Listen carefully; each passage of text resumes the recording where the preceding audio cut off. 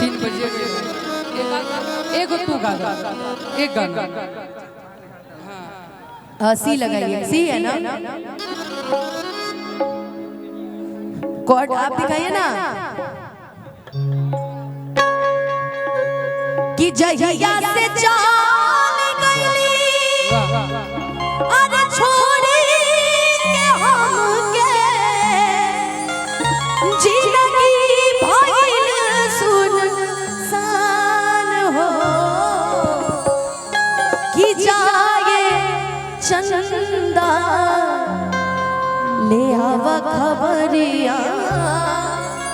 जाए चंदा ले आवा खबरिया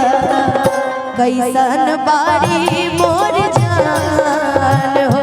ए चंदा कैसन बारी मोर जान हो जहिया से चल गई छोड़ी के हमके जिंदगी भइल सुनसान हो जाए चंदा ले आवा खबरिया कैसन बारी मोर जान हो ए चंदा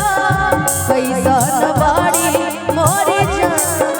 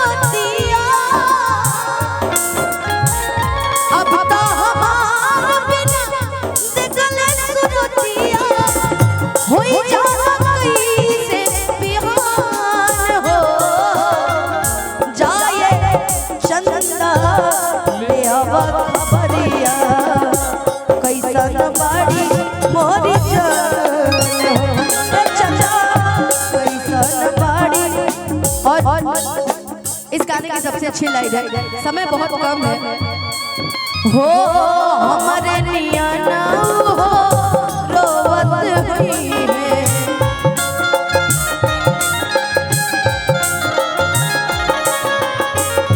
लोरबे से काजरा के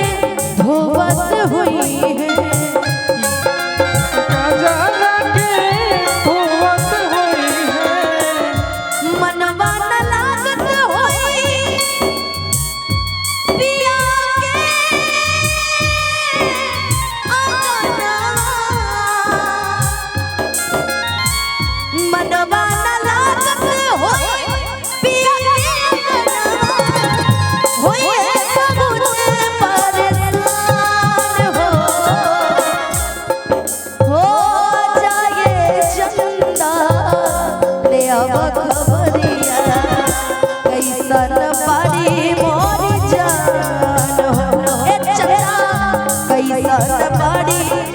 और ये गाना लिखा है मेरे भी बड़े भैया बिक्कू जी को भी बहुत मानते हैं, नवनीत भैया को भी बहुत मानते हैं, अमित भैया, हम सारे कलाकारों को बहुत मानते हैं। बड़े भैया आदरणीय श्री आर पंकज जी ने ये गाना लिखा है, बहुत प्यारा गाना है, रितेश भैया ने गाया है। हो जैसे चकोर बिना तू अकेला, जैसे चकोर बिना तू अकेला, पंकज के बोसाही जिनकी याद तेरा, पंकज के बोसाही जिनकी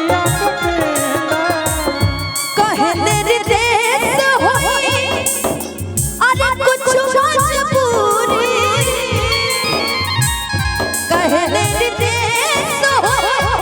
कुछ मजबूरी तावे दूर मारी मरान हो